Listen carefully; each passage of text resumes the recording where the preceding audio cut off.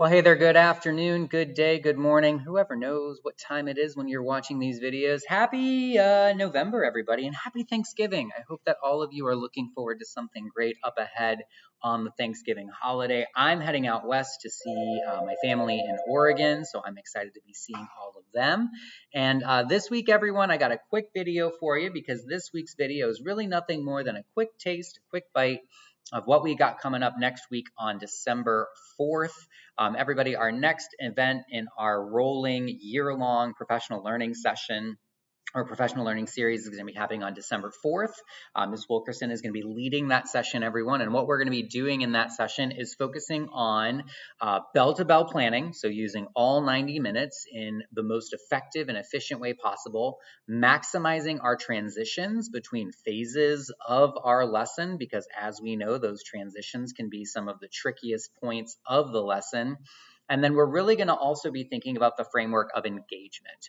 We're going to be looking at some language and some tools to sort of diagnose engagement. And then we're going to look at some strategies in terms of lesson planning that really can then open up pathways to more students being more engaged in more of the classroom.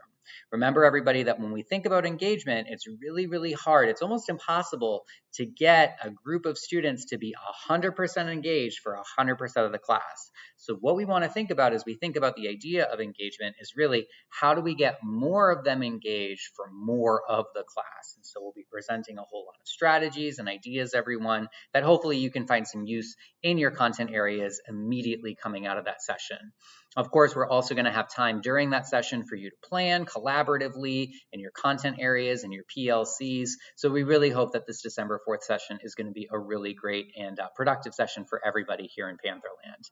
Now, we also want to remember, everybody, that when we come back from Thanksgiving break, we really only have 5 weeks left in the quarter, right? The quarter is over before we really know it, and we really want to think about the ways that we're maximizing this instructional time to get the most out of every moment, right?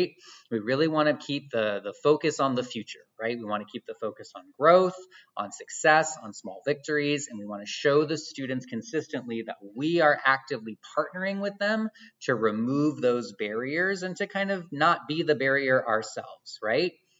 Asking students for their feedback can be a great part of this conversation, and we'll talk about that as we get into our session on the 4th of December. Lastly, everyone, we're going to start also pushing a lot in these last 5 weeks around attendance. As a lot of us know, right, we've got to get students in the building. We have a lot of students who are chronically absent right now. They're missing class time, and we got to recognize that even if some of our students are coming into the building, they might not be coming to our classrooms, or they might be coming to our classrooms kind of inconsistently, right? So we want to really kind of think about how we can partner with home, how we can partner with some of our our partners here in the building, like Miss Dumas, like Miss Rosa, our translator, to keep consistent home contacts and to keep consistently showing the students and the parents that student attendance matters here at Dudley High School, and that we are doing our best to keep that line of communication open and to partner in the way that we can to, again, be problem solvers. This is where perhaps Canvas can be a really great use for us because, again, we can be posting those assignments online. We can be following up with students who might be chronically absent. Apex tutorials could also be maybe a great resource for this to kind of give some instruction through that distance learning kind of framework for students who might not be able to come into the building for any number of reasons. Down at the bottom, everyone, I've got some resources for you that I hope will help you. The first one is a quick video. It's about 5 minutes long, and it dives into a guy named Schlechte and his thinking about the different levels of engagement.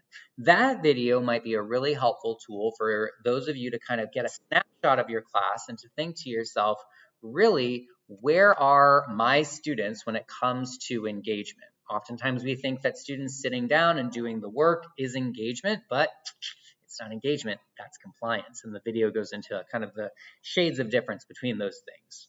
There's a blog post that I found really helpful, everybody, from one of my favorite educational blogs called Edutopia, and it talks about how we keep older students engaged throughout the year, right? We're in that time right now where that beginning of the year excitement is gone. We are into December and January, everybody. We are kind of into the trenches right now.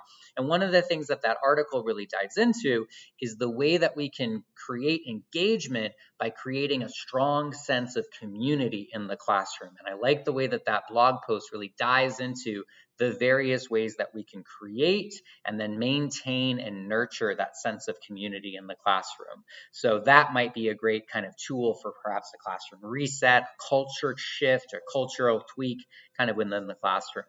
And lastly, everybody, I've got a PDF kind of resource there as well, which talks about the concept of universal design for learning, which is a great kind of approach to lesson planning, assessment planning, really approach to education in general. And the way that UDL principles, when we design universally, when we design in sort of a way to mitigate barriers, how that can then provide pathways to engagement for more students. So again, that PDF could give you some really great thinking and some really great kind of reflections on ways that you can take some of those strategies and immediately apply them into your classroom and maybe engage with some of those students who might be a little bit hard to engage with for whatever reason.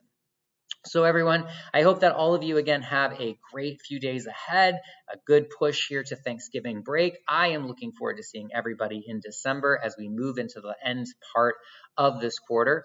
Be on the lookout for testing training, everybody. That will be coming out soon, as we do have testing training for GCFEs, Guilford County Final Exams, as well as our EOC test for the state. So be on the lookout for various emails from me about testing training. And as always, everyone, I'll see you around the building. Thanks for being here.